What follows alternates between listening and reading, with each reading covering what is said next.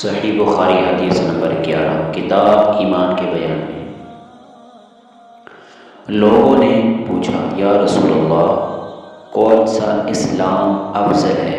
تو نبی صلی اللہ علیہ وآلہ وسلم نے فرمایا وہ جس کے ماننے والے مسلمانوں کی زبان اور ہاتھ سے سارے مسلمان سلامتی میں رہے۔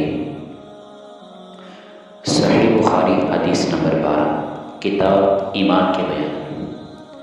ایک دن ایک آدمی نے آن حضرت صلی اللہ علیہ وآلہ وسلم سے پوچھا کہ کون سا اسلام بہتر ہے؟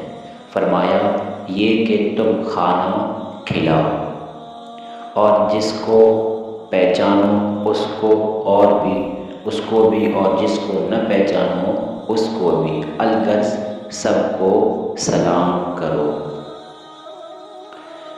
صحیح بخاری حدیث نمبر 13 کتاب ایمان کے بیان۔ آن حضرت صلی اللہ علیہ وآلہ وسلم نے فرمایا تم میں سے کوئی شخص ایماندار نہ ہوگا جب تک اپنے بھائی کے لیے وہ نہ چاہے جو اپنے نفس کے لیے چاہتا ہے۔ صحیح بخاری حدیث نمبر 14 کتاب ایمان کے بیان میں۔